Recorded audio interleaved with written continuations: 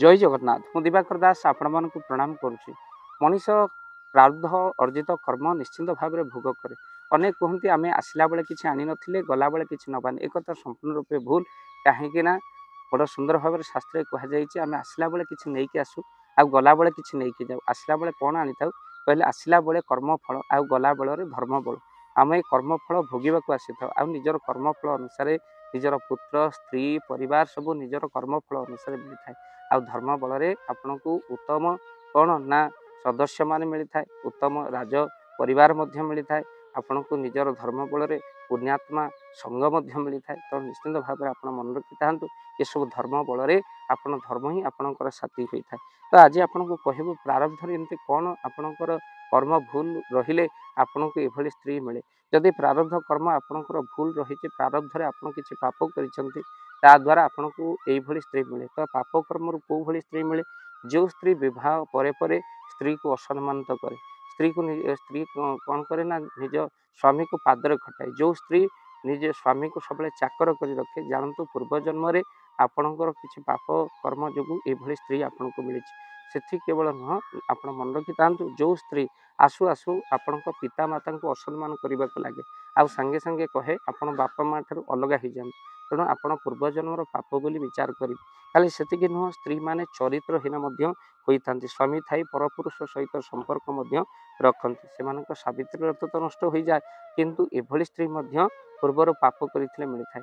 आपड़ खाइबा मागुवे किंतु सी शोई रही जानतु से समय आप विरक्त बिल्कुल हूँ ना भावतु ये मोर भी पाप कर्मर फल कहीं जड़े खाइबा मागिची पर जन्म आ पूर्व जन्म मुझे देनी तेणु पर जन्म एभली स्त्री मत मिली कि मु खाइबा बसिले सी अवहेला भक्त बंधु सब जी कि स्त्री को गाली दिए अन्य लोक मान पाखे असम्मानित करे कम पैसा जमा भी चली पारे ना आ सब स्वामी को टर्चर करने को लगे। खाली से नुह निजे आत्महत्यार धमक बारंबार जी स्वामी को दिए जानतु से स्वामी पूर्वजन्म किसी पापरू एभली स्त्री मिली। केवल से नुहे निज स्वामी आगे निज पिला मानक जी ढो ढो कर पिटा लगे यह शाशु शशु को देखे बा स्वामी को देखे ये माड़ आपण गाल बसची बोली जानवे आ जानवे यह भी मोर पाप कर्मर फल। भक्त बंधु कहीं दुख पड़े आप जानवे आपणकर पाप सरी जाऊँगी सुख पड़े आपणकर पुण्य सरी जाऊँगी। आपड़ गोटे भल आसी स्त्री को भल कथा कहते हेले स्त्री रागी गर्गर होती यह आपण पाप कर्मर फल।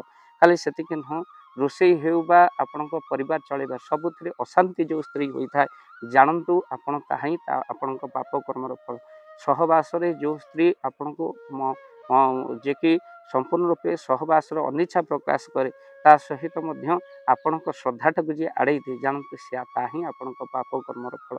भक्त बंधु आप मन रखी था जो स्त्री आध्यात्मिक दिगरे जाए स्वामीर सहित हाथ मिसई चले आउ स्वामीर दुखे दुखी हुए सुखे सुखी हुए जानतु से ही आपण पुण्यर फल एभली धार्मिक स्त्री मिले। तो आपन को किभली स्त्री मिली आपंकर पुण्यकर्म कि पापकर्म निश्चिंत कमेंट बॉक्स माध्यम निश्चिंत भाव में जनातु आउ तो सहित ये वीडियो को शेयर करंतु कहीं अनेक स्वामी माने भांगी पड़ी आत्महत्या कर अनेक स्वामी माने निजे दुख प्रकाश कर तेणु जमा भांगी पड़तु ना परम धैर्य धरतु कहीं आपणकर दुख पड़े माने आपणकर पाप सरी जाए ही तो आपण पाप कर्मर फल। भक्त बंधु तो ये भांगी पड़ा ना कहीं दारा सुत ये सर्व बिजुली प्रकाश बोली शास्त्र कहते आउ भक्त बंधु यह आसी पुणी काली की जीव तेणु धैर्य धरन।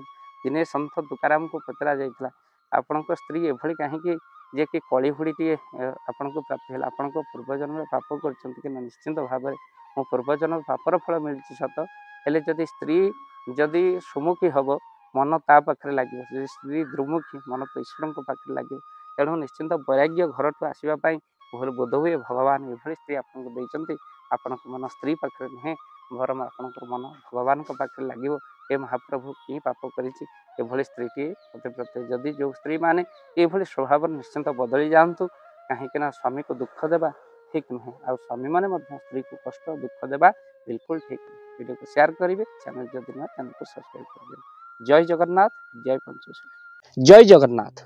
धन अर्जन धर्म करी धर्मे प्राप्त नरहरि आपण उपार्जित धन को जदि धर्म कार्य लगेवाई चाहूँगी किसी असहाय असुस्थ व्यक्ति पाखे आम प्रतिदिन पहुँचू आउ किसी सहयोग करूँ जदि आपणकर से गुंडुची मूषा भली दान से कार्य लगे चाहूँगी स्क्रीन रे चली ए नंबर रे एबे कॉल करंतु आमे दबु आपनको फोन पे नंबर आपनकर जेतिकी समर्थ रही सामर्थ्य अनुसार आपण प्रदान करेंगे आपणकर अर्थ राशि एबे आपण जानिके आनंदित हेबे। गोटी एम्बुलेंस किणा जाइछि केवल रोगी सेवा पई जदि आपणकर किछि अर्थ से एम्बुलेंस पई आपण सहयोग करिबा पई चाहंती तो एबे कॉल करंतु एही नंबर रे आपनको अशेष अशेष धन्यवाद। जय जगन्नाथ।